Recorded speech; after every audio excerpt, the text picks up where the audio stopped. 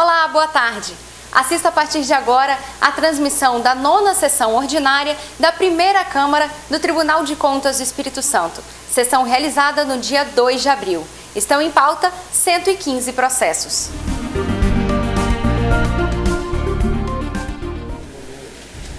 Fica convocada a conselheira Márcia para fins de quórum. E havendo quórum legal e presente o Ministério Público Especial de Contas, invocando a proteção de Deus, declaro aberta a sessão e submeto a esta egrégia Câmara para aprovação a ata da 8ª sessão ordinária de 2014, distribuída eletronicamente. Ata em discussão, em votação, ata aprovada. Leitura do expediente. Não há, senhor presidente. Comunicações da presidência e sorteio de processo. Nós, tendo em vista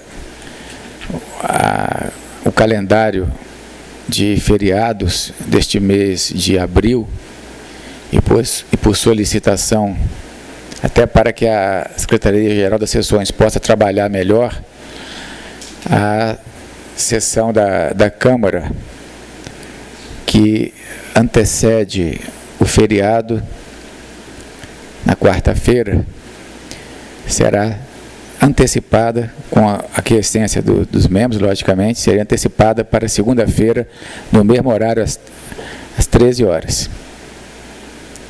Que dia, senhor presidente? Que antecede o feriado da Semana Santa. Dia 14, né? Dia 14 é segunda-feira. Todos estando de acordo? Perfeitamente. Com isso, a Secretaria-Geral das Sessões terá mais tempo para processar os processos, não só das câmaras, mas principalmente do plenário na terça-feira.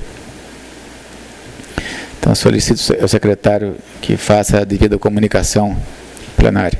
Ministério Público também não há nenhum impedimento. Né? No horário regimental? No horário regimental, às 13 horas. Com início às 13 horas. A palavra fica franqueada aos senhores conselheiros e procurador para comunicações e registro. Não há. Devolução de processo com pedido de vista. Eu estou devolvendo ao conselheiro Rodrigo Chamon. Estou devolvendo ao conselheiro Rodrigo Chamon o processo 2392/2010, Prefeitura Municipal de Ibiraçu. Nós temos o processo 2025/2011, o Ministério Público foi devolvido, né, Excelência? Foi devolvido, sim. Devolvido também ao conselheiro Rodrigo Chamon. E o processo 2859/2012, prestação de contas anual de Mantenópolis. O nosso voto vista, conselheiro, já está também praticamente pronto. Estamos devolvendo na semana seguinte, dentro do prazo regimental.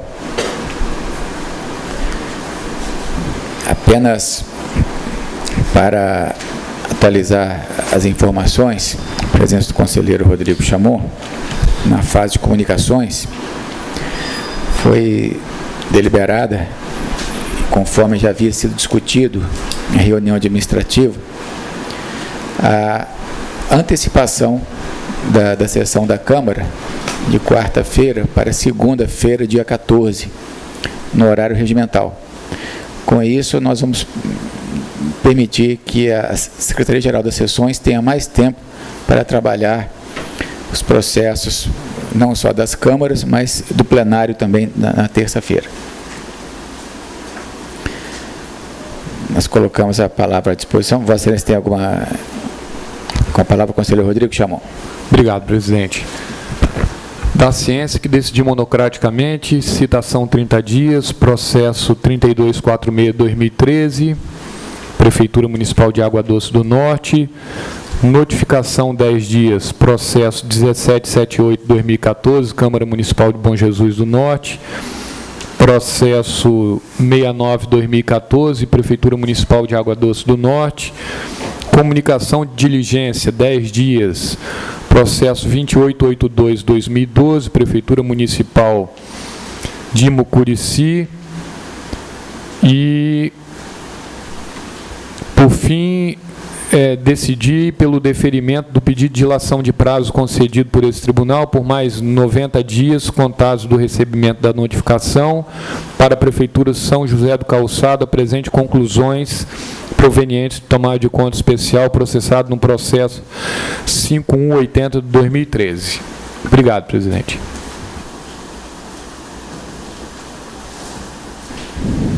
Também vou dar ciência ao plenário, que decidiu monocraticamente pela notificação, prazo 10 dias, do processo 1577 de 2014, relatório de gestão fiscal segundo semestre de 2013, Câmara Municipal de São Roque do Canaã, exercício 2013. Não havendo mais comunicações,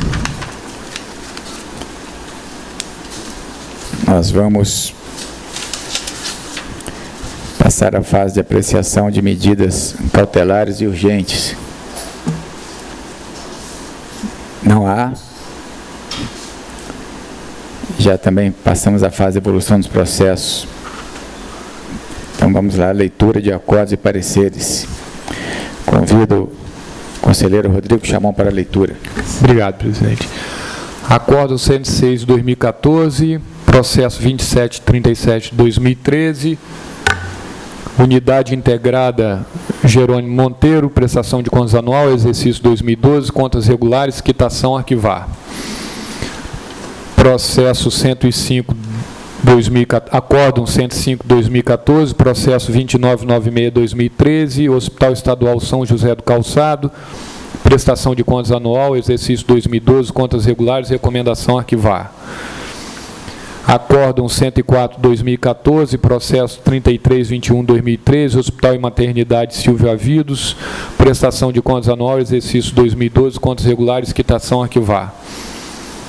Acórdão 103, 2014, processo 2943, 2013, Hospital Adalto Botelho, prestação de contas anual, exercício 2012, contas regulares, quitação, arquivar. Acórdão 102, 2014, processo 2720, 2011, Arquivo Público do Estado do Espírito Santo, prestação de contas anual, exercício 2012, contas regulares, quitação, arquivar. Só isso, presidente. Obrigado, excelência. Convido o conselheiro Marco Antônio da Silva para a leitura de acordos.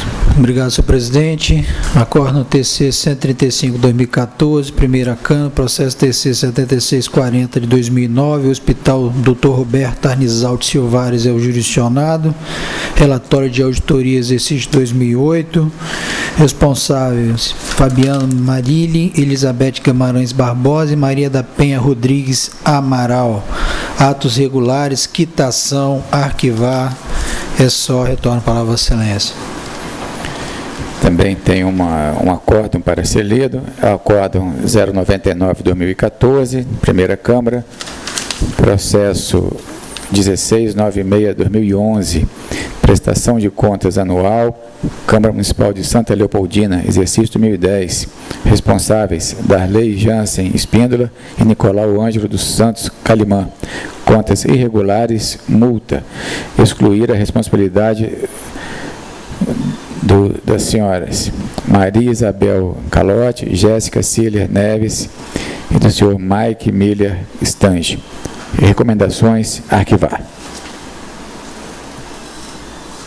Não havendo mais acordos para serem lidos, passemos à fase de julgamentos processos em pauta.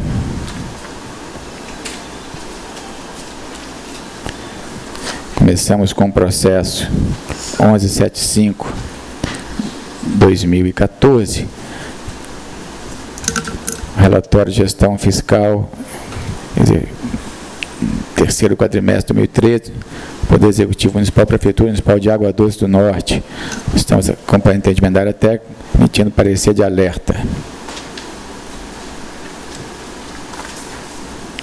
Então, relatado o processo 1175/2014, parecer de alerta. Convido o conselheiro Rodrigo Chamon para proceder à relatoria de seus processos.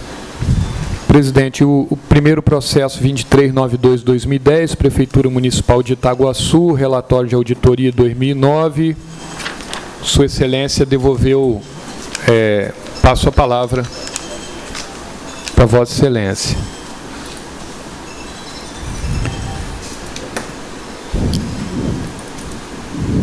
Processo 2392-2010, Prefeitura Municipal de Itaguaçu.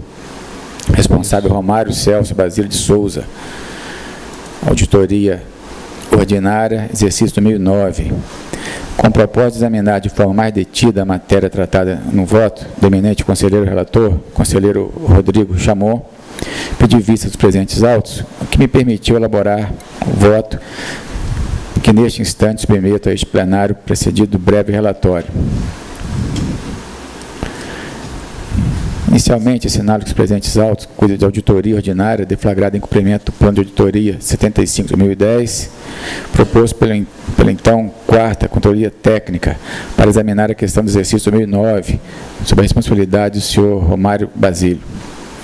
Auditoria iniciada por força do Plano de Auditoria Ordinária 83/2010, segundo o cônsul da ITI 890/2011, foi autuada no processo 5598/2011, que não é objeto da presente instrução. Como resultado dos exames procedidos por conta do Plano de Auditoria 75/2010, a equipe de auditores da 4ª CT fez juntar aos autos o relatório 71/2010. Em seguida, a 4ª Controladoria Técnica incluiu no processo a peça de instrução técnica inicial 890, sugerindo citação do senhor Romário Basílio, tendo em vista a indicação das irregularidades ausentes de concurso público, contratação de profissional do setor artístico. Depois de regular a citação e apresentação da justificativa, acompanhada de documentação de suporte, a defesa, em contraposição com a peça inicial, foi submetida à análise técnica conclusiva, que resultou da instrução técnica conclusiva 14/16/2013, da Lavra do NEC, por intermédio da qual tem a conclusão no sentido de ausência de concurso público, contratação de profissional. O NEC propõe converter em tomada de conta especial, em fase de existência de dano ao erário, representando o valor de R$ 7.400, correspondente a 3.840 BRTS, e rejeitar as alegações adjudicativas e julgar irregulares as contas. 2009. Prosseguimento feito, Ministério Público, parecer 277/2013, subscrito pelo ilustre procurador Dr. Heron Carlos Gomes de Oliveira, encampou os termos da ITC 14/16/2013. Logo em seguida, os autos foram ao gabinete do eminente relator, que não precisamos, nós colocamos aqui as principais peças de Sua Excelência, mas apenas na parte dispositiva, para o voto do eminente relator muito bem fundamentado. Na parte dispositiva de sua decisão, propôs o ilustre relator. Conclusão. Na forma do exposto, e por tudo mais que dos autos consta, divergindo do entendimento da área técnica do Ministério Público Especial de Contas, voto para que o colegiado adote a seguinte decisão: acolher as razões justificativas e considerar regulares com ressalva os atos de gestão da Prefeitura Municipal de Itaguaçu, referente a 2009, dando-se plena quitação ao responsável, encaminhar ao gestor da Prefeitura as seguintes determinações quanto aos shows artísticos, que adequam as contratações futuras aos estritos termos do artigo 25, inciso 3, da Lei 8666, ou seja, contratar diretamente com bandas e artistas a realização de eventos artísticos e, quando assim não for possível, contratar com empresário exclusivo devidamente comprovado com carta de exclusividade, acompanhado do respectivo contrato firmado entre o artista, banda, evitando assim o contrato com pessoas interpostas munidas de cartas de exclusividade para shows em data e local determinado. que nas futuras contratações de profissionais do setor artístico não proceda ao pagamento da comissão de apreciação e produção, uma vez que a municipalidade deve arcar unicamente com as despesas dos artistas. É o relatório. Fundamentação. De minha parte, desde logo, cuidando da questão atinente à violação à regra do concurso, observo que já na auditoria, o enfoque dado à questão não tratou de aspectos importantes que começariam pela seguinte indagação. Se o gestor diz que não havia cargos para o desempenho das atividades, por que optou por uma contratação temporária em vez de contratar os profissionais como prestadores de serviço? Se o dirigente municipal disse que era preciso contratar os profissionais por ter diante de si uma demanda de prestação de serviços essenciais para a população local, por que optou pela via mais precária e de maior risco financeiro para o município, inclusive aquele decorrente de um possível reconhecimento de vínculo empregatício? Tratou-se igualmente das hipóteses de contratação de profissional de saúde e de biólogo, quando, para este, foi especificado na cláusula primeira do termo de avença que o objeto a ser executado pelo profissional era, aspas, prestação de serviço de biólogo na Secretaria Municipal de Meio Ambiente, atuando na concessão para licença ambiental, autorização, parecer e também ações fiscalizadoras de acordo com normas ambientais para as atividades, obras e ou serviço cuja realização depende de manifestação no âmbito da Secretaria Municipal de Agricultura e Meio Ambiente. Fecho aspas. Ora, o serviço de saúde, sabemos, é essencial e, na maioria das vezes, não pode ser interrompido, mas não é atividade exclusiva do servidor público. Por sua vez, a atividade de fiscalização e a concessão de licença e de autorizações na área de meio ambiente ou em outras áreas da administração pública são atribuições exclusivas do servidor público. A área de saúde não é, mas a área de fiscalização é atividade exclusiva.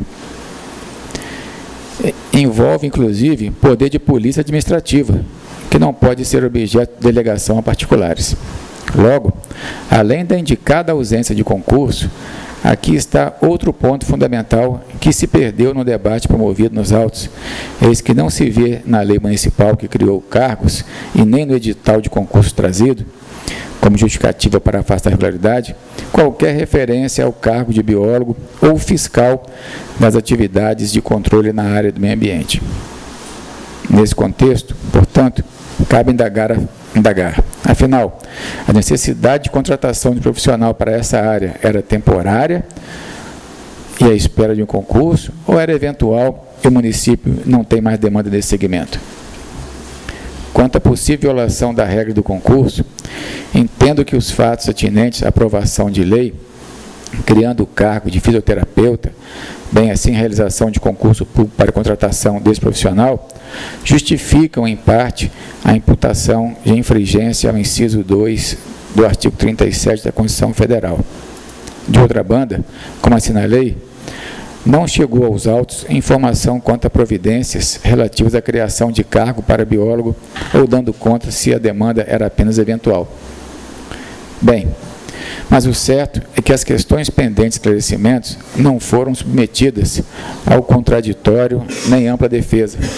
E, sendo assim, a despeito de serem importantes para verificar se o administrador público aqui agiu com respaldo fático e jurídico nas contratações em questão, não me autorizam contrastar o entendimento do relator neste item. Mesmo assim, abordei tais aspectos porque considero indispensável tratar sobre os vários ângulos os fatos objeto da auditoria, por entender ser imperioso que demandemos ou demarquemos bem a situação do caso concreto que está a merecer juízo de regularidade, mesmo que com ressalvas, como forma de evitar que os gestores sintam-se autorizados a repetir práticas que foram relevadas por este tribunal em determinado processo. Esse, é bom recordar, é o viés preventivo e orientador que surge das decisões em que esta Corte de Contas aprecia ou julga o caso concreto. No que se refere ao item relativo ao pagamento indevido de comissão de produção e agenciamento na contratação de shows musicais, merece relevo as seguintes conclusões do NEC, aspas, a comprovação de exclusividade da empresa contratada em relação às bandas, requisito essencial da inexigibilidade em tela, foi efetuada com cartas de exclusividade precárias, fornecidas de maneira restrita para o município de Itaguaçu e em datas específicas, evidenciando que não se trata de empresário exclusivo, conforme prevê a lei, mas de mero intermediário. Em relação ao pagamento da comissão de produção e agenciamento, entende que cabe aos artistas e seus respectivos empresários o pagamento pelos serviços da empresa intermediária, não sendo lícito que tal ônus seja transferido para o município, ao qual compete unicamente arcar com as despesas do artista contratado. Fecho aspas. Sobre a comprovação da exclusividade, assinalo que precedente do Tribunal de Contas da União firmou o entendimento que a sua comprovação apta a afastar exigência de disputa deve se dar nos seguintes termos. Acórdão 642, 2014, Primeira Câmara, relator, ministro Valmir Campelo. Contratação direta, inexigibilidade, artistas consagrados. Na contratação direta de artistas consagrados, com base no artigo 25, inciso 3 da Lei 8666, por meio de intermediários ou representantes, deve ser apresentada cópia de contrato registrado em cartório de exclusividade dos artistas com o empresário contratado. O contrato de exclusividade difere da autorização, que dá exclusividade apenas para os dias correspondentes à apresentação dos artistas e é restrita à localidade do evento, a qual não se presta para fundamentar a inexigibilidade. Fecho aspas. Examinando a defesa do gestor, percebi que a alegação é de que a condição de exclusividade foi demonstrada por carta de exclusividade dos promotores para o dia do evento. Assim, resta-me corroborar a conclusão da área técnica no sentido de que a comprovação de exclusividade da empresa contratada em relação às bandas, requisito essencial da inexigibilidade em tela, foi efetuada com cartas de exclusividade precárias, para assim manter a presente regularidade. Também acompanho o entendimento do NEC para manter a regularidade quanto ao pagamento da comissão de produção e agenciamento, por entender que, conforme afirma a área técnica, cabe aos artistas e seus respectivos empresários o pagamento pelo serviço da empresa intermediária, não sendo lícito que tal ônus seja transferido para o município, ao qual compete unicamente arcar com as despesas do artista contratado. Fecho aspas. Razão pela qual acolho também a sugestão de ressarcimento do valor de R$ 7.400, correspondente a 3.840 VRTE, dispendido em violação ao princípio da economia consagrado no artigo 70 da Constituição Federal.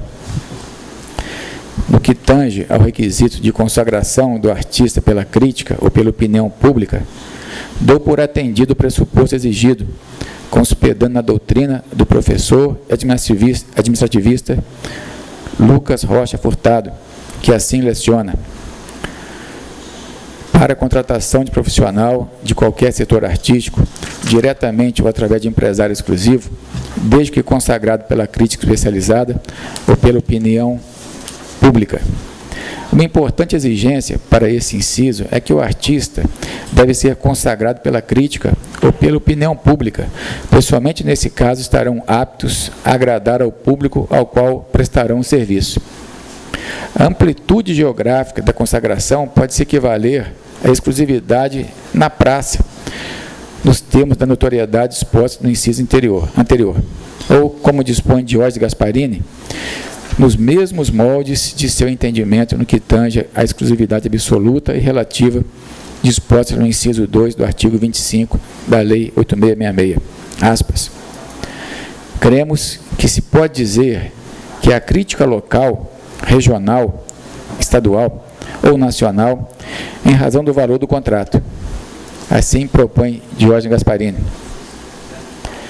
Se o contrato estiver dentro do limite de convite, será crítica local. Se estiver dentro do limite de tomada de preço, será regional ou estadual. Se estiver dentro do limite da concorrência, será pela crítica nacional. O mesmo deve-se afirmar em relação à opinião pública, No mais, cabe observar, no que couber, o que dissemos para a contratação de serviços profissionais especializados. Fecho aspas. Dispositivo. Assim, em face de toda a matéria de fato e direito aqui exposta, divergindo da área técnica e do Ministério Público Especial de Contas, parecer da Lava do Dr. Heron Carlos Gomes de Oliveira, corrobora a proposta do eminente relator em relação ao item 1.1 da ITC e voto por acolher a justificativa do gestor neste ponto, observado que conste da motivação expendida quanto ao tema, e pedindo vênia para dissentir do ilustre relator, acolho o entendimento da área técnica do Ministério Público de Contas, voto para manter a regularidade relativa ao item 1.2, propondo ao colegiado da primeira Câmara: 1. Converter preliminarmente os presentes autos em tomada de conta especial em face da existência de dano ao erário, demonstrado no item 1.2 da ITC, no valor de R$ 7.400, correspondentes a 3.840 VRTE, na forma do artigo 57, inciso 2 da lei, inciso 4, da Lei Complementar 621, ressaltando que o responsável já foi devidamente citado quanto à possibilidade de ressarcimento, nos moldes do artigo 162 da Resolução 182/2002 e do termo de citação 1215/2011. 2. Julgar irregulares as contas do senhor Romário Celso Basílio de Souza, prefeito municipal de Itaguaçu, exercício 2009, pelo cometimento de infração que causou dano justificado ao erário, disposto no item 1.2, condenando o ressarcimento do valor correspondente a 3.840 VRTE. Por derradeiro, voto no sentido de corroborar as propostas de determinações constantes do voto do nobre relator, conselheiro Rodrigo Chamon. Devolvo a palavra a Vossa Excelência. Presidente, eu ouvi atentamente, obviamente, as razões de Sua Excelência.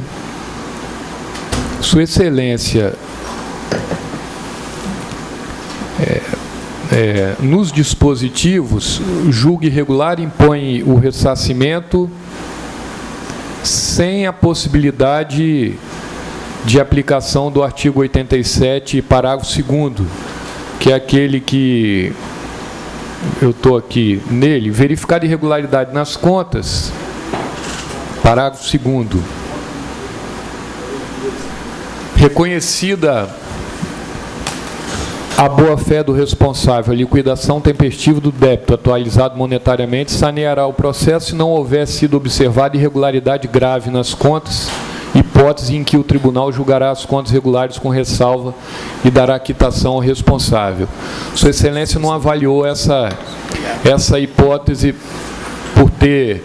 Então, eu vou adiar por uma sessão, vou estudar melhor o seu voto e verificar se há a possibilidade,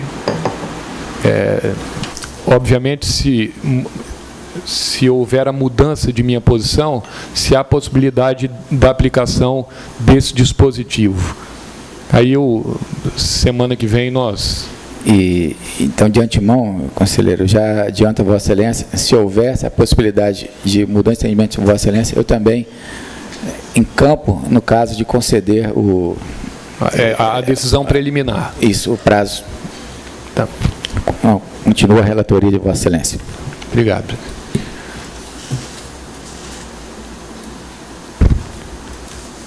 Processo 2856/2012 versam os presentes autos sobre a prestação de contas anual da Companhia de Desenvolvimento de Projetos Especiais, CODESP, relativo ao exercício 2011, sob responsabilidade de Tânia Saad Noé. Os indícios de irregularidades remanescentes são reconhecimento de ativos contingentes sem controle e comprovação da certeza de realização e ausência de contabilização das contingências passivas. Vou um a um. Reconhecimento de ativos contingentes sem controle e comprovação da certeza de realização. A CODESP reconheceu em suas demonstrações financeiras, nas contas ações judiciais e tributos a recuperar, valores referentes a ganhos contingentes em ações judiciais ainda em curso e sem decisão final no valor de R$ 5.531.000 e alguns e poucos. De acordo com a norma brasileira de contabilidade técnica, NBC TG 25, provisões, passivos contingentes e ativos contingentes, nos itens 31 e 33, foi definido que a entidade não deve reconhecer um ativo contingente. 33. Os ativos contingentes não são reconhecidos nas demonstrações contábeis, uma vez que pode tratar-se do resultado que nunca venha a ser realizado. Diante disso, entendeu a área técnica que não poderia ser contabilizado as contingências ativas, apenas deveriam ser divulgadas notas explicativas com o objetivo de dar informações mais transparentes aos usuários das demonstrações contábeis. O gestor, em sua defesa, encaminhou o balancete de dezembro de 2012 com a demonstração da baixa dos valores constantes nas contas tributos a recuperar e ações judiciais, cujos lançamentos foram autorizados em 15 de agosto de 2012 pela Auditoria Geral do Estado, registrada na Junta Comercial do Estado em 19 de outubro de 2012. A área técnica, ainda assim, manteve a irregularidade. Eu peço a compreensão para discordar, pois o gestor foi citado a apresentar justificativos e documentos que respaldem os fatos retratados a este. Encaminhou o balancete demonstrando a baixa dos ativos contingentes. Entendo correta a defesa do gestor, pois realizou a baixa dos ativos contingentes quando da autorização da AGE de 15 de agosto de 2012, não sendo permitida pelas normas brasileiras de contabilidade a realização de lançamentos contábeis em exercícios já encerrados. Logo, não poderia o gestor alterar demonstrações financeiras de 2011.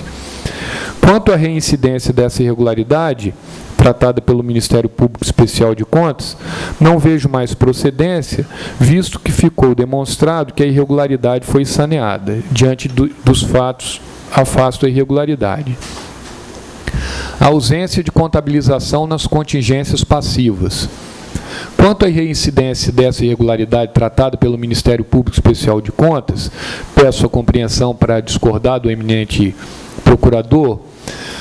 Mesmo que a gestora, tendo conhecimento da irregularidade desde o exercício 2008, apenas no acórdão de 446/2012, a irregularidade foi confirmada e foi determinado a regularização da impropriedade, sendo que só chegou ao conhecimento da gestora em 20 de novembro de 2012, não permitindo que a determinação fosse cumprida ainda na prestação de contas de 2011. Acompanho o entendimento da área técnica quanto à manutenção da irregularidade com opinamento pelo julgamento das contas regulares com ressalva, tendo em vista que a impropriedade evidencia falta de natureza formal, não sendo natureza grave e incapaz, portanto, de macular as contas em exercício. Então, discordando em parte com o entendimento técnico e do Ministério Público Especial, voto para que sejam julgados regulares com ressalva as contas da companhia, exercício 2011, dando quitação e determinações já constantes das instruções técnicas. Devolvo a palavra a Vossa Excelência, tem uma pequena divergência. Havendo divergência, muito bem exposto pelo relator, coloco o processo em discussão. Senhor presidente. Conselheiro Marco Antônio. A matéria é de cunho contábil, a gente tem debatido de alguma maneira aqui no plenário com bastante até veemência em alguns casos. Eu vou pedir visto para me inteirar melhor dos autos, senhor presidente, com a devida aquiescência do conselheiro relator. Vista, conselheiro Marco Antônio, devolvo a palavra ao eminente relator. O processo 2025/2011 encontra-se com vista...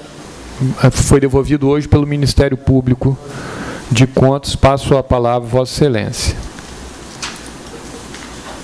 Palavra com o Ministério Público.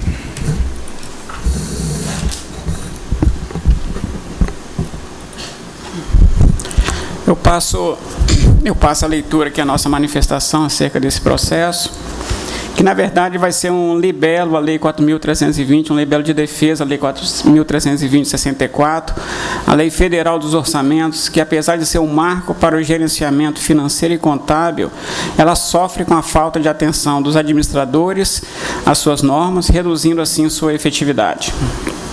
Requerente Tribunal e eminentes conselheiros. Vieram os presentes autos relativos à prestação de contas anual do Instituto de Previdência e Assistência dos Servidores Públicos de Mantenópolis e PASMA, em razão de pedido de vistas aduzido na 4ª sessão ordinária da primeira Câmara, realizada em 19 de março de 2014, com o fito de proceder a uma análise mais acurada dos termos do voto de folhas 450 e 457. Em divergência às manifestações do corpo técnico, conforme a instrução contábil conclusiva, instrução técnica conclusiva, e do órgão do Ministério Público de Contas, parecer de folhas tais, voltou o ilustre conselheiro relator Rodrigo Flávio Freire Farias Chamon nos seguintes termos. Aspas, conclusão, de todo exposto, por tudo mais que dos autos consta, com base no artigo 29, inciso 5º da Resolução 261/2013, acompanho parcialmente o entendimento da Secretaria de Controle Externo e Ministério Público Especial de Contas, voto para que o colegiado adote a seguinte decisão. 1. Sejam afastadas as irregularidades dos seguintes itens. Divergência entre a dívida ativa apurada e a demonstrada no anexo 14, no valor de R$ 17.750, divergências entre o balancete de verificação e os demonstrativos contábeis no valor de R$ 91,82, divergência entre o balancete de execução orçamentária e os demonstrativos contábeis no valor de R$ 82, seja mantida a irregularidade no seguinte item: gastos administrativos do regime próprio de previdência social acima do limite legal no valor de R$ 33.000. E, ao final, para que sejam consideradas irregulares as contas. Analisando detidamente as irregularidades às quais o relator propõe afastamento, sob a alegação de que se referem a meras irregularidades formais, verifica-se isto sim ilegalidades, mormente porque demonstram a inobservância da Lei 4.320/64, que instituiu normas gerais de direito financeiro para a elaboração e controle dos orçamentos e balanços da União, dos Estados, dos municípios e do Distrito Federal. A Lei 4.320/64 regula a contabilidade pública, ramo da contabilidade que registra, controla e demonstra a execução dos orçamentos, dos atos e fatos da Fazenda Pública e o patrimônio público e suas variações, constituindo um verdadeiro instrumento da democracia na medida em que proporciona o controle eficiente e transparente da gestão dos recursos públicos. Aliás, é importante deixar claro que, quando o legislador regula a contabilidade pública, através da Lei 4.320, e impõe determinada forma, o conjunto normativo deve ser observado para que a lei tenha eficácia jurídica. Logo, a violação da forma como substância do ato não é mera irregularidade formal. Trata-se de violação da lei, pois não há contabilidade pública sem forma legal, que é, como dito, substância do ato. Nesse sentido, é possível fazer uma analogia com a Lei 6.404/76, que rege a contabilidade empresarial, e do mesmo modo que a Lei 4.320/64 impõe forma determinada. Para qualquer cidadão médio, seria inconcebível uma contabilidade empresarial que não seguisse a forma determinada na Lei 6.404/76. Qualquer entendimento em sentido contrário tornaria suas conclusões ou seus relatórios um amontoado de dados sem nexos. Assim, é inimaginável que um banco não siga a forma determinada pela Lei 6.404/76, assim como é inconcebível que para o Banco Central, que uma empresa com ações em bolsa publique seus balanços de forma que ache conveniente. Também é inaceitável que a Receita Federal aceite balanços que não estejam conforme a determinação legal. Tudo isso porque a forma ela é essencial para o cumprimento da lei. A violação da forma ela é violação à lei. Assim, afastar irregularidades contábeis, sob a alegação que são meras formalidades, é, em verdade, um menosprezo à lei, vista como algo lírico, lúdico, e revelo aqui uma preocupação. A excessiva tolerância dessa Corte com as repetidas infrações à legislação plenamente vigente denota um descompasso entre a realidade prática e a exigência formal. Nesse diapasão, o Ministério Público de Contas não pode assistir, inerte, aos inúmeros e flagrantes desrespeitos à lei, sob pena de perda de eficácia da legislação e estímulo ao desrespeito geral. Ora, o objetivo do legislador, ao regular através da Lei 4.320/64, a forma como a contabilidade pública deve ser elaborada ou apresentada, é que a contabilidade tenha características da lei, ou seja, generalidade, imperatividade, permanência, competência e autorização. Assim, não existe contabilidade pública que não siga a forma determinada por lei. Nesse contexto, as informações que não sigam a determinação legal em sua forma são imprestáveis para uma avaliação patrimonial. A contabilidade pública exige do gestor fiel cumprimento das diretrizes legais. Qualquer ação ou omissão que prejudique a transparência, eficiência e fidedignidade das informações contábeis deve ser considerada, portanto, violação da lei, ou seja, irregularidade grave. Afinal, trata-se de uma ciência exata, incumbida de fornecer ao próprio gestor as informações cruciais que orientarão sua gestão e para que o cidadão possa exercer um controle social efetivo sobre dados que representem a realidade. Destaca-se o ensinamento de Maria Silva Zanella de Pietro, de que, no âmbito administrativo, o aspecto formal do ato é de muito maior relevância do que no direito privado, já que a obediência à forma, no sentido estrito, e ao procedimento constitui garantia jurídica para o administrado e para a própria administração. É pelo respeito à forma que se possibilita o controle do ato administrativo, quer pelos seus destinatários, quer pela própria administração, quer pelos demais poderes do Estado. Nesse diapasão, admitir que irregularidades contábeis sejam reiteradamente afastadas sob o falacioso argumento que são meros erros formais, como se quer fazer nos presentes autos, significa negar a eficácia à Lei 4.320.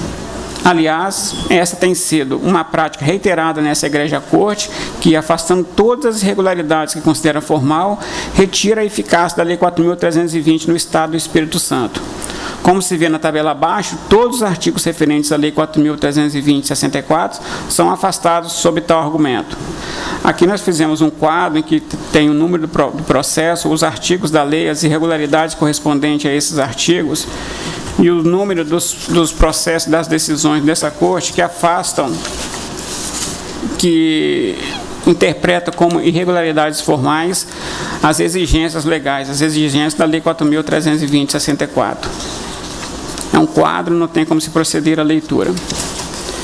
Mas, a título exemplificativo, citamos o processo TC 2686/2010, que cuida da prestação de contas da Prefeitura Municipal de São José do Calçada no exercício de 2009. Naqueles autos, muito embora a área técnica, o Ministério Público de Contas e o conselheiro relator tenham opinado pela manutenção das 7 irregularidades, foi emitido parecer prévio pela aprovação das contas. Foram as seguintes irregularidades afastadas: ausência de extratos referentes ao mês de dezembro de 2009, que no termo de verificação de caixa apresentavam saldo zerado ou não, conforme relação apresentada no quadro que se segue. Ou seja, uma ausência de um documento exigido pela resolução dessa corte. Despesa contabilizada como repasses previdenciários concedidos ao regime próprio de previdência social sem registro de entrada no Instituto de Previdência de São José do Calçado. Saldos bancários apresentam divergência quanto aos valores evidenciados no termo de verificação de caixa nos respectivos extratos bancários. Saldo de restos a pagar do exercício anterior diverge do evidenciado no balanço patrimonial de 2008. Relação de restos a pagar inscrito no exercício diverge do total apresentado no balanço financeiro. Saldo apurado de depósitos, convênios, outros, diverge do valor evidenciado no balanço patrimonial. Saldo patrimonial apurado diverge daquele que consta no balanço patrimonial. Ora, as regras de contabilidade pública foram elaboradas justamente para garantir que as informações registradas pelo gestor demonstrem de forma fidedigna a situação real do ente público, permitindo aos órgãos de controle interno e externo a aferição do cumprimento da legislação e garantindo aos cidadãos o pleno exercício do direito estabelecido no artigo 31, parágrafo 3º da Constituição, in verbis. As contas dos municípios ficarão, durante 60 dias anualmente, à disposição de qualquer contribuinte para exame e apreciação, o qual poderá questionar-lhes a legitimidade nos termos da lei. Ontem eu já havia feito uma menção sobre esse artigo, com o advento da internet, esse artigo nada impede que as contas fiquem disponibilizadas durante todo o período. Assim, não há qualquer justificativa para afirmar que um conjunto deficiente e repleto de erros contábeis possa permitir avaliar a gestão e expressar os resultados da atuação governamental. Ora, se para uma regular apreciação das contas faça imperiosa a fidelidade e coerência das informações contábeis, não há como admitir que erros de contabilidade não possam interferir na apreciação das contas. A contabilidade pública é tão importante que influencia diretamente a confecção do Plano Plurianual, da Lei de Diretrizes Orçamentárias e da Lei Orçamentária Anual, instrumentos importantíssimos e indissociáveis da atividade pública, responsáveis pelas diretrizes fundamentais do planejamento orçamentário. Desse modo, falhas no planejamento dos balanços são graves, a ponto de prejudicar fatalmente o planejamento estratégico para os exercícios seguintes. É disso que erros contábeis tendem a macular todo o planejamento estratégico orçamentário, visto que podem incutir no gestor impressões equivocadas sobre a realidade financeira, inclusive induzindo a realizar ações inviáveis sob o aspecto contábil. Outro sim, a missão institucional do Tribunal de Contas é orientar e controlar a gestão dos recursos públicos em benefício da sociedade. Ou seja, o foco do controle externo exercido deve privilegiar a sociedade, nunca o gestor irresponsável. Deixar de penalizá-lo, mesmo diante de irregularidades, é favorecê-lo em detrimento do povo e do bom gestor, e isso é inadmissível. Afastar tais irregularidades é incutir no ordenador sentimento de impunidade, incentivando a praticar atos ilegais, o que não é compatível com a função institucional do Tribunal de Contas. Temos ainda que, com o advento da Lei de Responsabilidade Fiscal, Lei Complementar número 101 de 2000, a contabilidade pública alçou maior importância e valorização, na medida em que foi dada forma ao relatório resumido de execução orçamentária, definindo o que compõe o relatório, como se publica essa informação. Também definiu-se o relatório de gestão fiscal, que visa demonstrar se foram atingidas as metas e os limites estabelecidos. Exigiu-se ainda que as receitas vinculadas tenham a contabilização de onde está evidenciado o que já foi aplicado e qual é o saldo. Portanto, relevância de ilegalidade influencia também na lei de responsabilidade fiscal. Essa Corte deve ser justa e fiel aos princípios que a regem, que são pautados na atuação de forma técnica, competente, responsável, imparcial, coerente, objetiva e comprometida com a missão institucional. Quando afasta-se irregularidades tipicamente técnicas, como as irregularidades contábeis, o tribunal se afasta de seus próprios valores e ignora os anseios do povo, favorecendo uma pequena casta de privilegiados. Significa ainda admitir que, na prática, não há razão para que esse Tribunal de Contas mantenha seu quadro técnicos plenamente capacitados e remunerados para aferir justamente o cumprimento da Lei 4.320 e da Lei Complementar 101/2000.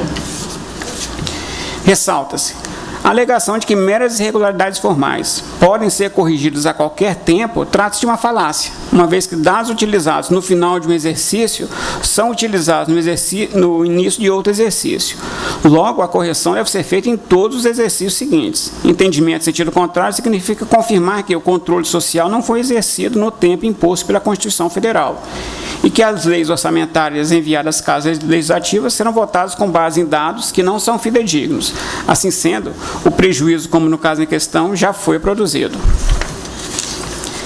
Esse entendimento não deve prevalecer nessa Corte de Contas. Outro sim nos impressiona a contradição entre as diversas decisões dessa Corte, diante da infringência dos mesmos dispositivos indicados na tabela que levaram as decisões pelo afastamento das irregularidades, há decisões que levaram à irregularidade das contas ou à emissão de parecer prévio pela rejeição das contas nos seguintes processos. Trago também aqui um quadro em que revela essas contradições. De fato, encoteja os julgados acima sobre os mesmos artigos da Lei Federal 4.320, denota-se a incongruência no julgamento das contas. A uns, as irregularidades são traçadas como meramente formais. A outro, impõem-se irregulares. Seria como se fosse culpabilidade de ato e culpabilidade de autor. Ou seja, não julgaria o seu ato, mas sim quem você é, inobservando de certo o princípio da imparcialidade. Ante o exposto, o Ministério Público de Contas ratifica e reitera o opinamento exposto no parecer de folha 448, pugnando ainda pela uniformidade do julgamento de sodalício, no tocante à manutenção das regularidades dos atos que expressem inobservância da Lei 4.320/64. Essa manifestação nossa realmente é um libelo em defesa da lei geral dos orçamentos. Nós temos que zelar para o cumprimento. Nós temos que fornecer instrumentos ao gestor para uma boa avaliação, para uma tomada de decisões. Então, nós temos essa posição que eu não diria uma posição intransigente, é uma posição de defesa da legalidade, no sentido de ajudar, auxiliar a administração pública. Eu devolvo a palavra ao eminente relator. Senhores conselheiros, procurador Heron, eu jamais deixei de considerar a cinquentenária Lei 4.320, de 64, nas minhas decisões. E vou tentar explicar de forma bastante resumida. Apenas pondero princípios como da proporcionalidade e razoabilidade, que acho que são inafastáveis no ato do julgamento. Pode até não serem considerados no ato da auditoria, ou até mesmo no ato do parecer do Ministério Público. Mas o julgador, ele tem obrigação de ponderar princípios. O fato é, o artigo 101 da Lei 4.320 diz: os resultados gerais do exercício serão demonstrados no balanço orçamentário, no balanço financeiro, no balanço patrimonial e na evolução das demonstrações e na demonstração das variações patrimoniais. Esse é o corpo central da Lei 4.320.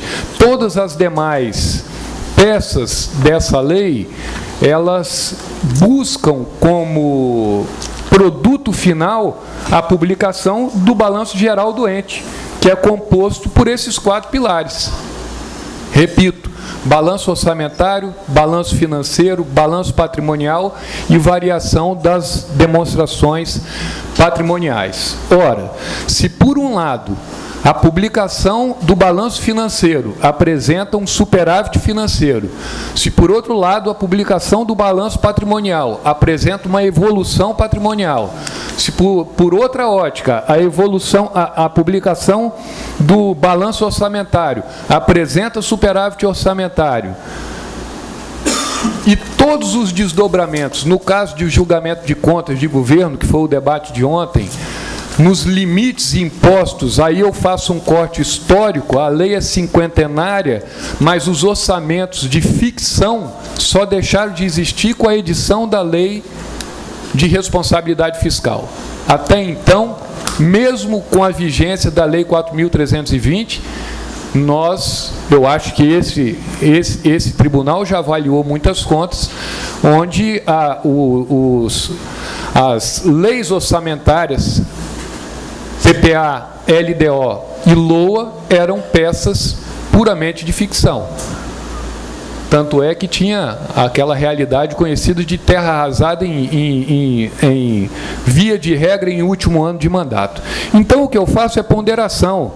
Quando eu verifico que tais irregularidades, que, aliás, irregularidades que as normas brasileiras de contabilidade, neste caso concreto, a 16.1 e 16.10, servem de remédio para a correção de possíveis omissões e erros no registro. Se as normas brasileiras reconhecem e apresentam um remédio de correção, que é nota explicativa e correção no exercício corrente, para não mascarar o balanço que já se realizou, eu vejo que tais irregularidades são sanáveis, conforme as normas. Esse é um registro. E o outro registro, que eu sempre verifico nos meus votos, é se tais irregularidades, que eu as considero irregulares via de regra, mas não com a força suficiente para julgar irregular uma conta que apresenta balanço orçamentário, financeiro, patrimonial e uma evolução patrimonial positiva do ente, aí eu acho completamente desproporcional e fora da razoabilidade. Por isso, inclusive, que o artigo 1º, parágrafo 1º, diz que, além do princípio da legalidade, na fiscalização e no julgamento dos atos, este tribunal deverá também considerar os princípios da proporcionalidade e da razoabilidade. Fora isso, eu acho que a jurisprudência está avançando muito nesse sentido, de sopesar princípios.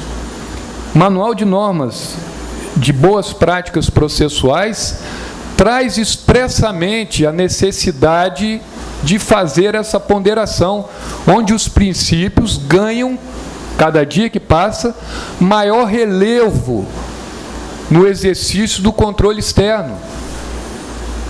Então, aí eu pergunto a Vossa Excelência, um ente que produziu na sua gestão fiscal resultado positivo, produziu na sua gestão orçamentária resultado positivo, produziu na sua gestão patrimonial resultado positivo, ainda assim ele merece ser julgado irregular?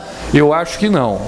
Eu respeito a opinião de Vossa Excelência, até porque, se for seguir realmente a letra fria, Sua Excelência está coberto de razão. Se não formos avaliar e ponderar princípios, aí eu acho que a razão reside na minha posição, que em alguns momentos o plenário tem me acompanhado.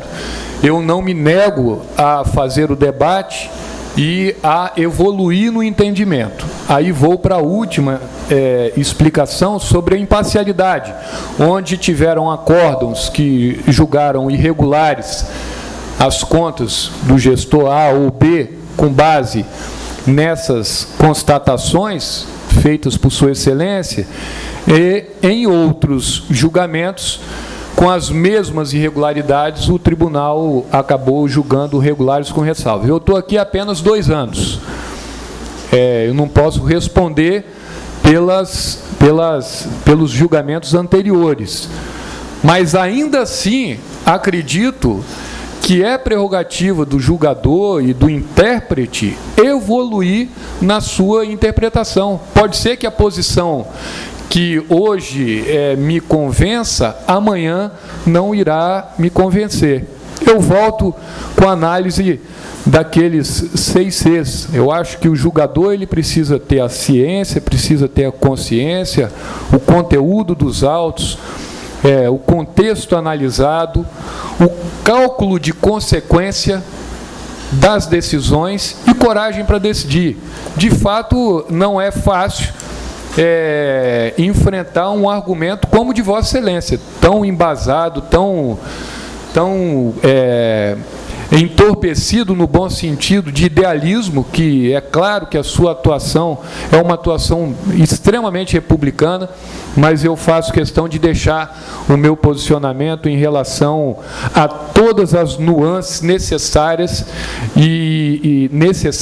indispensáveis e fundamentais no ato judicante. Então, eu permaneço com minha posição, presidente. Devolvo a palavra a Vossa Excelência. Coloco o processo em discussão. Senhor presidente. Senhor presidente, por favor, eminente representante, Excelência. Bom, então, a palavra do Ministério Público.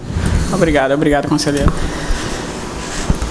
Eu vou ler um trecho, várias prestações de contas que têm passado pelo tribunal. A área técnica tem colocado sempre um determinado parágrafo para que nós possamos ter uma noção da matéria-prima, ou seja, da base de dados sobre as quais são feitos os juízos de valores, né? São enviados materiais pelos jurisdicionados. Sobre esse material, sobre esse banco de dados, a área técnica profere um juízo de valor. Por sua vez, o Ministério Público faz o seu juízo de valor, o conselheiro relator faz o seu juízo de valor para que seja deliberado no plenário. A área técnica, ela destaca, eu sempre coloco esse parágrafo, eu já vi em várias prestações de contas. A análise, aspas, né? A análise limita-se ao conjunto de informações encaminhadas à Corte de Contas, não tendo sido realizadas quaisquer procedimentos de verificação física, confirmação com terceiros ou inspeção externa de documentos, bem como avaliação do controle interno para fins de emissão de opinião acerca da PCA. Ou seja, o que eu estou questionando, mostrando aqui, que talvez nós estejamos lidando com uma matéria-prima que não seja fidedigna. Ou seja, os dados que estão sendo enviados para cá não são dignos de serem considerados verdadeiros.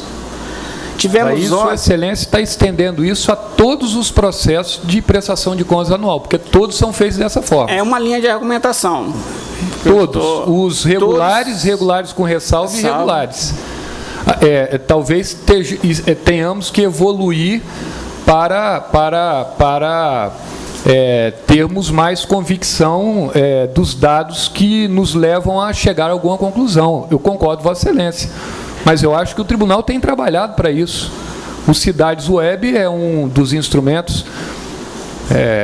LRF Web já avançou. Cidades Web eu acho que vem coroar, e o presidente pode dar uma aula para a gente sobre esse instrumento que em breve espaço de tempo estará entrando em vigor. Desculpe que eu interrompi. Não, de maneira alguma. Palavra de Vossa Excelência. Eu revelo sempre uma preocupação. Eu vejo que, por exemplo, talvez... vou citar o exemplo aqui da questão da desconcentração. Nós temos, por exemplo, um município de Vitória que tem 22 secretarias e órgãos, entre órgãos e secretarias, em que a prestação de conta vai ser feita consolidada em relação a esses órgãos. Ou seja, a prestação de conta está vindo cada vez mais esvaziada. Ou seja, aprovou-se uma lei municipal em que permitiu-se a desconcentração administrativa, ou seja, nós vamos ter uma prestação de contas realmente, ou seja, nós mesmos abrimos mãos da efetividade do nosso controle externo. Conquanto nós tenhamos mecanismos que tendem a melhorá-la, mas eu acho que há outros que representam talvez um retrocesso na avaliação das contas dos gestores. Quanto à questão do orçamento, eu acho que o orçamento continua sendo um orçamento de ficção. Já visto também reiteradas decisões dessa casa também, no sentido de permitir que se altere todo o orçamento previsto, ou seja, sem estabelecer um percentual de alteração, como é estabelecido pela Constituição. O tribunal tem sido, as decisões plenárias têm sido tolerantes nesse sentido, de permitir que todo o orçamento aprovado ele possa ser alterado, ou seja, o orçamento realmente continuando, infelizmente, sendo uma peça de ficção, ou seja, não sendo cumprido como votado. E quanto à questão de sopesamento de princípios, Excelência, eu acho que a missão do tribunal é salvaguardar as contas públicas. Nós temos princípios, vários princípios, com base em princípio pode-se fazer tudo, né? A Constituição ela é aberta, né? Ela permite uma interpretação, mas há alguns princípios que são peculiares à nossa missão.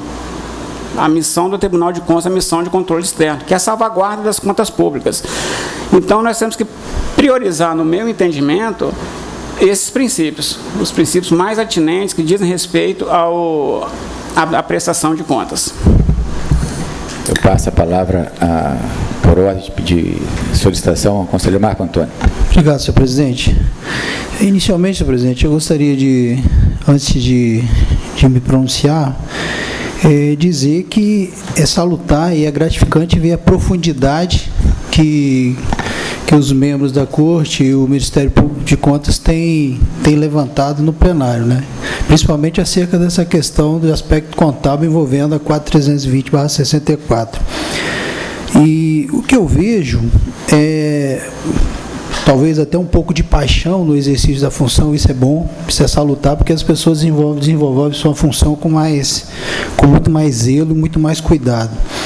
E tudo no que diz respeito ao julgamento de contas de gestores públicos passa pelo quadripé que foi estatuído lá pela Lei Complementar 101, né, que é planejamento, controle, transparência e, no final, que é o que nós estamos fazendo aqui, atribuição de responsabilidade.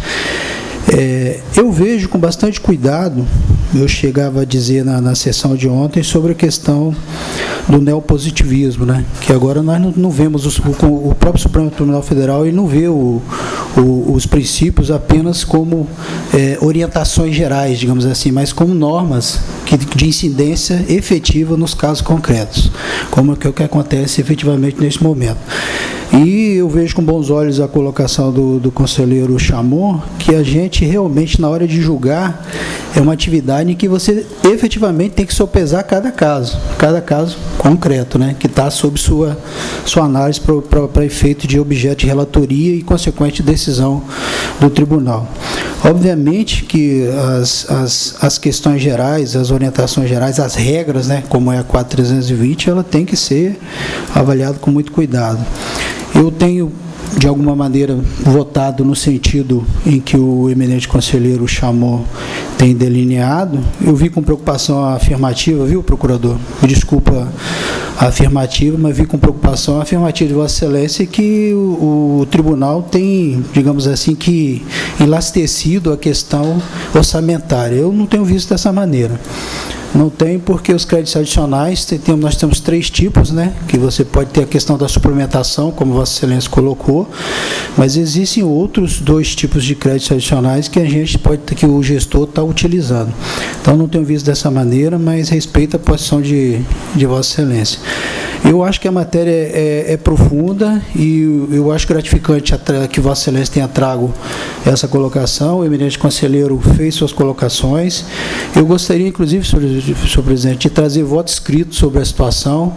Por essa razão, eu vou pedir vênia ao eminente conselheiro, até talvez para corroborar a posição já externada antes nesse plenário, para enrobustecer, né, a posição anterior. Eu vou pedir vistas e trarei o mais rápido possível. Agradeço a posição, senhor presidente. Com pedido de vista de Vossa Excelência, eu vou reservar o direito de debater o assunto quando Vossa Excelência trouxer o voto. Mas o debate é importante e é construtivo. A Corte ganha com esse debate. Nós temos que ficar cada vez mais alertas ao que a evolução da cobrança da sociedade, para que sejamos mais eficazes, mais transparentes, mais efetivos na nossa atuação, mas sem perder de vista o nosso dever, que é ter um julgamento dentro do devido processo legal.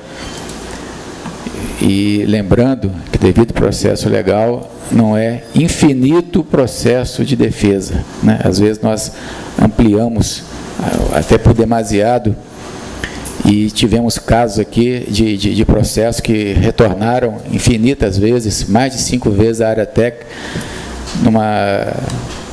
numa elastecimento, sim, do chamado direito de defesa e do contraditório, coisa que a Corte corrigiu com o novo regimento interno, que já é um passo importante. Já avançamos em alguns pontos. Antes, a citação, o prazo era de 45 dias, e que era, às vezes, prorrogado. Chegamos a ter casos de citação de demorar mais de 90 dias. Também isso foi corrigido hoje. Hoje, no passado, Excelência, os acordos sequer eram publicados. Hoje os acordos são publicados na íntegra, no Diário Oficial Eletrônico, que nos dá mais segurança e nos dá transparência e permite até que se faça, como está sendo feito hoje, comparações com julgados, que são salutares essas comparações. Mas eu acredito que a Corte tem evoluído, temos ainda que evoluir muito, mas já evoluímos bastante. O Cidades Web, como foi colocado pelo conselheiro Rodrigo Chamon, acreditamos, não será a panaceia para todos os males, mas dará um viés mais robusto para os gestores e para os técnicos e para quem vai julgar também, porque nós teremos uma plataforma segura e, infelizmente, ainda estamos convivendo com 3 ou 4 modelos de fiscalização e que estão desaguando neste momento aqui, nesse contexto atual no plenário. Modelos ainda com a Lei 32, modelos com regimento antigo, modelos com a lei nova, regimento velho, e modelos bem recentes agora com a lei nova, regimento novo, e já de acordo com as normas de auditoria governamental, as NAGs, que os processos antigos não eram, mesmo porque as NAGs não estavam sequer eram discutidas em âmbito nacional. Então eu acredito nessa evolução, acredito que temos que continuar melhorando, e agradecemos esse papel de fiscalizador, custos legis do MP, que é fundamental para que nós possamos continuar avançando.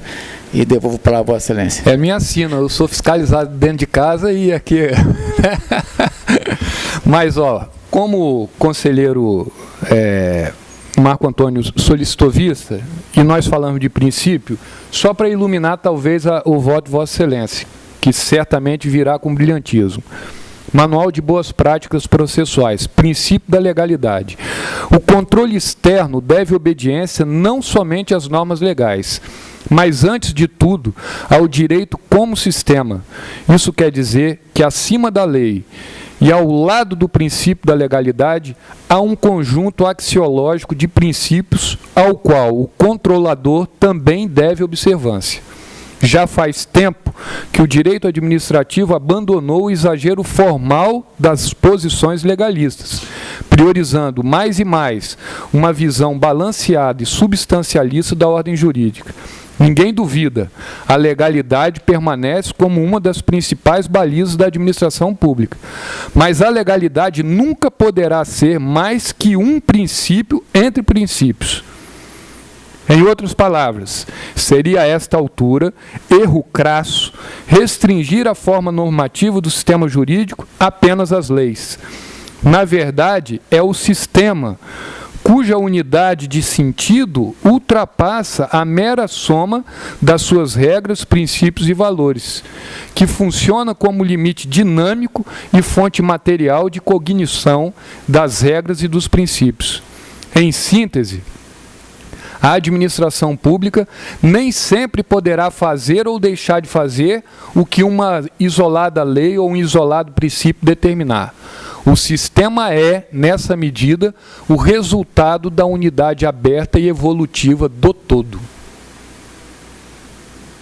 Isso está na página 22 do Manual de Boas Práticas Processuais.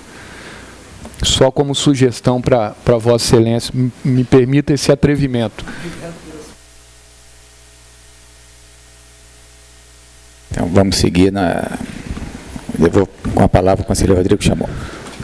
Processo 1231, emissão de parecer de alerta, Prefeitura Municipal de Bom Jesus do Norte. Processo 6446-2009, estou retirando.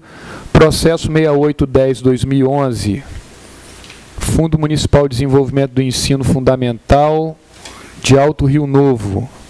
Versam os presentes autos sobre omissão de remessa da prestação de contas bimestral ao quarto bimestre de 2011 do Fundo de Manutenção do Ensino, sob responsabilidade de Ângela Amélia Caselli, em descumprimento à Resolução 174-TC-2002. O plenário decidiu considerar a senhora Ângela Revel. O relatório conclusivo de omissão 120-2012 concluiu pela aplicação de multa, sendo acompanhado pelo Ministério Público e por este relator. A multa foi de 1.000 VRTs e decidimos reiterar a citação. A área técnica informou que cabe ao atual ordenador de despesa, o senhor Emerson Rocha de Almeida, sanear a omissão do quarto bimestre de 2011.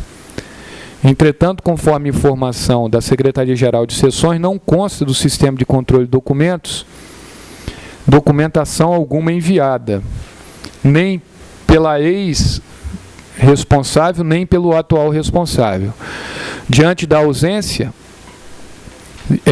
de realização de auditoria ordinária e de que a avaliação do Fundo de Manutenção e Desenvolvimento do Ensino de Alto Rio Novo será feita através da prestação de contas anual 22-23-2012, entendo não mais ser pertinente o envio da prestação de contas bimestral, por perda de objeto, não havendo necessidade de citar o atual gestor. Quanto a não encaminhamento da prestação de contas bimestral, o gestor que deu causa já foi multado. Então, eu estou determinando, a pensamento desse processo, a prestação de contas anual 2011, processo 22-23-2012, para análise e julgamento das contas apresentadas da senhora Amélia Caselli, Ângela Amélia Caselli. Devolvo a palavra a Vossa Excelência. Colocar o processo em discussão. Em votação. Conselheiro Marco Antônio. Com o relator, senhor presidente. Também acompanho o relator. Devolvo a palavra. O processo 968-2011, da mesma forma, omissão na prestação de contas bimestral, sexto bimestre, relativo ao Fundo Municipal de Saúde de Alto Rio Novo, com os mesmos argumentos, estou determinando a pensamento desse processo, prestação de contas anual do exercício 2010, processo 1897-2011. Devolvo. Da mesma maneira, já com a ciência do plenário, devolvo a Vossa Excelência. Foi o último, né, Excelência? Conselheiro Rodrigo Chamon relatou os seguintes processos. 2392/2010 foi devolvido e adiado. Processo 2856/2012, vista conselheiro Marco Antônio. Processo 2025/2011 foi devolvido e vista a conselheiro Marco Antônio. Processo 2859/2012 continua com vista conselheiro Rano. Processo 1231/2004 parecer de alerta. 6446/2009 retirado de pauta. Processo 6810/2011 a pensar a prestação de contas 2011, processo 2223/2012. Processo 968/2011 a pensar a prestação de contas 2010. Processo 1897/2011. Palavra ao conselheiro Marco Antônio da Silva. Obrigado, senhor presidente, seus conselheiros, conselheiro substituto, eminente procurador. Processo 3053/2013, Câmara Municipal de Brejetuba, exercício de 2012, responsável Josué José Celírio. Eu estou acompanhando o opinamento técnico do Ministério Público Especial de Contas, na pessoa do Dr. Luiz Henrique Anastácio da Silva. Eu estou votando pela regularidade da prestação de contas, exercício de 2012, responsabilidade do senhor Josué José Celírio, dando-lhe a devida quitação, cumpridas as formalidades legais, arquivos e os presentes autos. Estou fazendo uma ressalva, citando que a área técnica afirma que os balanços orçamentários demonstram a regularidade das contas e que os atos de gestão, conforme informação da área técnica, não foram objeto de apuração destes autos. Da mesma maneira, processo 3090/2013, Câmara Municipal de Vila Pavão, PCA, prestação de contas anual exercício de 2012, responsável Arnaldo Grunivaldi. Estou acompanhando os opinamentos técnicos da área técnica, doutor representante do Ministério Público Especial de Contas, a pessoa do doutor Luciano Vieira, e votando pela regularidade das contas, prestação de contas de 2012, responsabilidade do senhor Arnaldo Grunivaldi, Câmara Municipal de Vila Pavão, dando-lhe devida quitação. Feitas cumpridas as formalidades legais, arquivos e os presentes autos. Próximo processo, 2950/2013, Fundo Estadual Antidrogas, prestação de contas anual, exercício de 2012, responsável Tiago Ribeiro Hoffmann e Robson Leite Nascimento. Acompanhando os opinamentos técnicos e o parecer do Ministério Público Especial de Contas, emitido de lavra do Dr. Luciano Vieira, eu estou votando pela regularidade das contas, prestação de contas do exercício de 2012, senhores Robson Leite Nascimento, secretário de Estado de Governo, 1/1/2012 a 12/7/2012, Tiago Ribeiro Hoffmann.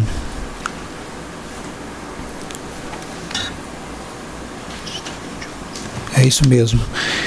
E também efetuando recomendação, conforme indicado pelo Parquê de Contas, para que promova os acertos relativos ao encerramento ou transferência de saldos patrimoniais UG 460-905. Cumpridas as formalidades, arquivem-se. Processo 4020/2013. Fundo Municipal de Saúde Pinheiros, prestação de contas 2012, Ivan Domingos Silvestre. Eu estou votando pela regularidade das contas, acompanhando a área técnica e parecer do Dr. Luciano Vieira. Regularidade das contas de 2012, na cidade do senhor Ivan Domingos Silvestre, secretário municipal de saúde Pinheiros, dando-lhe devida quitação. Recomendando ao atual gestor também medidas necessárias para que o balanço de despesa evidencie valores, anulações e suplementações. Cumpridas as formalidades, arquivem-se. Processo 2616-2013, Fundo Municipal de Direitos da Criança e do Adolescente Muniz Freire, prestação de contas exercício 2012, Sônia Marta Soares Mignoni. Também estou acompanhando, fazendo as ressalvas sobre as questões de balanço patrimonial, financeiro e orçamentário, indicados pela área técnica, acompanhando o parecer do Dr. Luciano Vieira, votando pela regularidade de prestação de contas 2012, a senhora Sônia Marta Soares Mignoni, secretária municipal de saúde dos direitos da criança e do adolescente Muniz Freire, dando-lhe devida quitação. Processo 3217 de 2013, prestação de contas anual exercício 2012, prefeito municipal de Vila Pavão, Ivan Lauer e Valdez Ferrari são os responsáveis. Eu estou votando pela declaração de revelia do senhor Ivan Lauer, encaminhando os autos à Secretaria-Geral de Controle Externo para providenciar manifestação conclusiva. Processo 6037 de 2012, procedência do Ministério Público Especial de Contas, representação, tomada de contas especial em face da Prefeitura Municipal de Itarana. Responsáveis, Edival Meneghel e outros. Eu estou votando pela citação por edital da empresa Urbis, Instituto de Gestão Pública, através do seu presidente, senhor Matheus Roberto Carias, para que no prazo de 30 dias apresente as alegações de defesa e documentos que julgue necessários acerca dos apontes de irregularidades transcritos nos subitens 35 e 36, Instrução Técnica Inicial 597 de 2013, ou recolha a importância devida nos termos do artigo 63, inciso 1 da Lei Complementar 621 de 2012.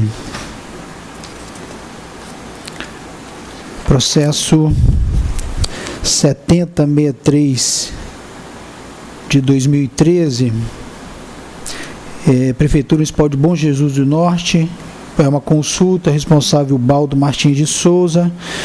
Eu estou votando pelo não conhecimento, existe ausência de requisito, ele já foi notificado para suprir o requisito, que é o parecer do órgão de assistência técnica ou judiciária, não se manifestou, quedou inerte. Silêncio. Consulta, nos termos do artigo 9º, inciso 6 do Regimento Interno, é competência do plenário. Senhor presidente, retirando de pauta. Obrigado. Retirado de pauta. Processo 2301 de 2012, eu estou adiando.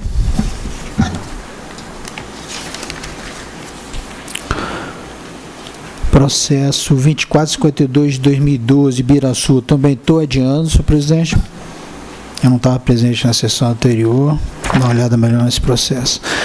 Processo 2096 de 2012, Serviço Autônomo de Água e Esgoto Soretama, prestação de contas anual, exercício 2011, responsável José Vanildo Frossar Sten. Eu estou acompanhando o opinamento da área técnica, Ministério Público Especial de Contas, na pessoa do Dr. Luiz Henrique Anastácio da Silva, fazendo as considerações de praxe sobre o aspecto patrimonial, dos balanços, votando pela regularidade da prestação de contas anual exercício 2011, na responsabilidade do senhor Vanildo Frossar Sten, diretor Serviço Autônomo de Água e Esgoto Soretama, dando-lhe devida quitação, recomendando que retire do balanço financeiro registros relativos ao controle de serviços faturados a fim de manter a clareza e a fidedignidade, os termos da Lei 44.320/64, artigo 103, e realize o registro em ficha individual das aquisições de bens para almoxarifado. Promovidas as comunicações devidas, arquivem-se. Processo 1230 de 2014, relatório de gestão fiscal, segundo semestre de 2013, Prefeitura Municipal de Santa Teresa, responsável Caumi Antônio Zamprogno, parecer de alerta, limite pessoal. Processos seguintes, processos de pessoal, nessa página, todos em controvérsia, regulares registros acompanhando 2401 2013, admissão Marilza de Souza Macedo, 9097 2013, admissão Vinícius Bergamini Del Pupo, 461 2014, admissão Cláudia Cristina Matiello. Processo 5010-2012, admissão 5010-2012 é Gianni Burs Wilvock, registros.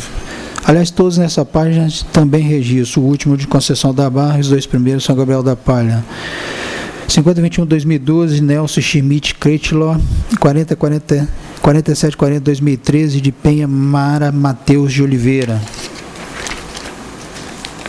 Processo 4842-2013, Conceição da Barra, admissão Otília Regina Reis Moser, 4849-2013, de Marinete Ferreira das NM Nascimento, 5696-2006, a revisão, pela regularidade da revisão, com consequente registro da portaria número 944-2013, que retificou a portaria 846-2006, em controvérsia registro, 457-2007, aposentadoria Rosa Isabel Vivas Conte, pelo registro também em controvérsia.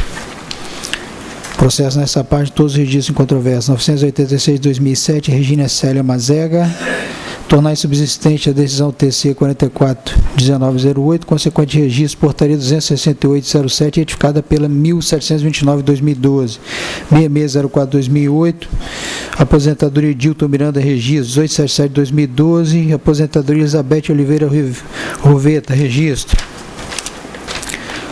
Processo 1022-2005, revisão, pela regularidade de revisão, consequente registro errata de folha 130, portaria número 23204, registro, controverso.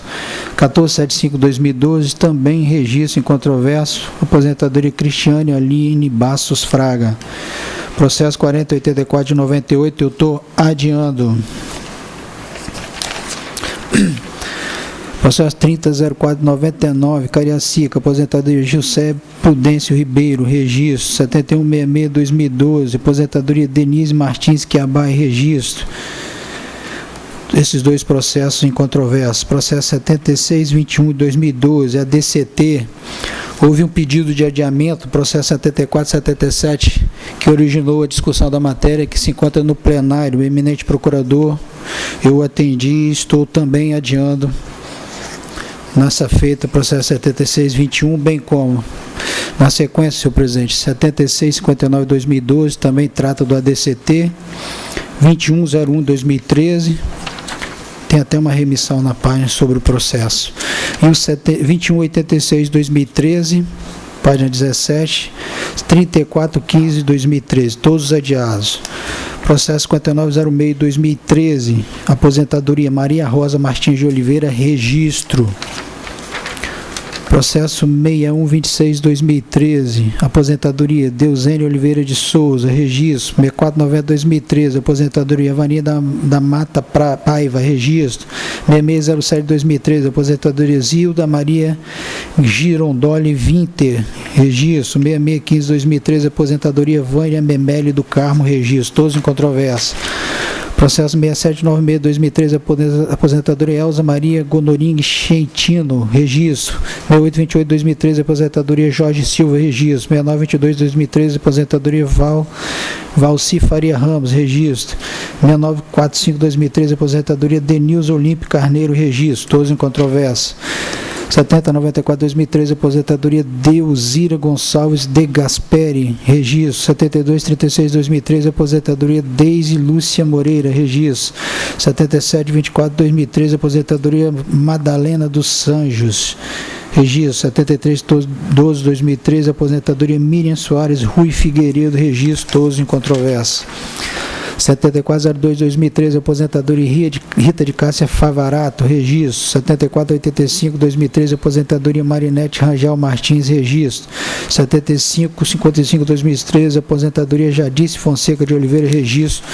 Todos em controvérsia. 7571-2013, aposentadoria Divina Maria Capácio Querce, registro. 6532-2013, aposentadoria Francisca Lucimar Salomão Firmino, registro. 7195-2013, aposentadoria Francisco Nunes Filhos, registro. Todos em controvérsia. 7221-2013, aposentadoria Ana Rita Ferreira Tagarro, registro. 6048-2013, aposentadoria Tereza Laide 3, registro. 6010-2013, aposentadoria Neide Maria da Silva Antunes, registro. Todos em controvérsia. 5760-2013, aposentadoria Olga Bento Nogueira, registro. 6108-2013, aposentadoria Hildo Dias, registro. 6038-2013, Aracruz, aposentadoria Zelinda Moreira Lírio, registro. Todos em controvérsia. Processo 5234-2013, reserva remunerada Demir de Bruin, registro. 6495-2013, reforma José Correia Dias Filho, também registro, incontroverso. É só, termino retornando a palavra a Vossa Excelência, presidente. Conselheiro Marco Antônio da Silva relatou os seguintes processos: 3053-2013, regular, quitação e arquivamento. 3090-2013, regular, quitação e arquivamento.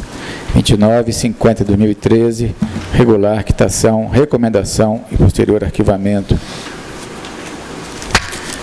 Processo 4020-2013, regular, quitação, recomendação e arquivamento.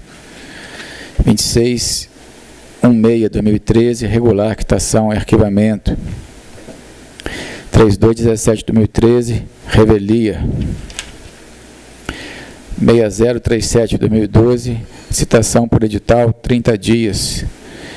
7063-2013, retirada de pauta. 2301-2012, adiado. Processo 2452-2012, adiado.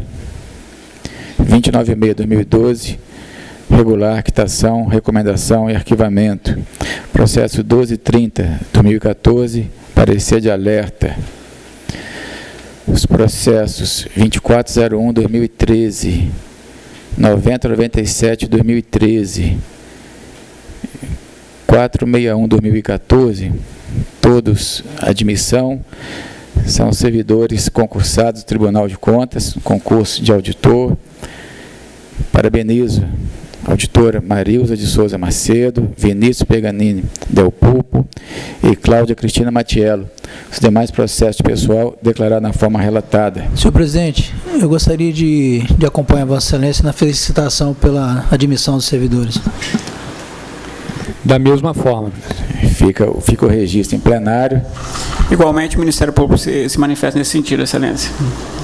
É uma alegria muito grande receber os novos auditores, que com certeza estão contribuindo para melhorar a prestação jurisdicional em nossa casa. Palavra à conselheira Márcia Freitas. Senhor presidente, senhores conselheiros, senhor procurador, senhoras e senhores. Processos de admissão na Prefeitura Municipal de Vitória, todos pelo registro.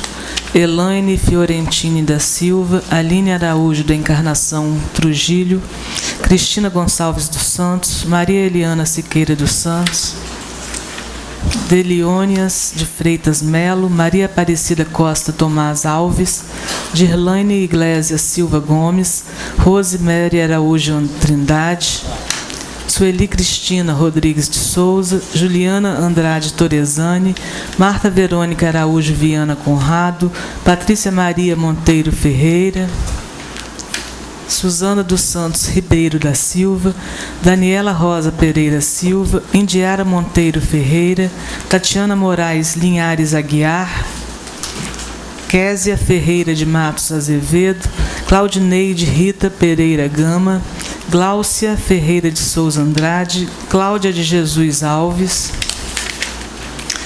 Esther da Conceição Pestana Abreu e Lidiane Silva de Jesus. No Instituto de Previdência dos Servidores do Estado do Espírito Santo, aposentadoria de Edith Tuão Cassian Luiz, registro. Processo 9.329/2010, eu estou retirando de pauta. Demais processos de aposentadoria do Instituto de Previdência dos Servidores do Estado do Espírito Santo, todos pelo registro.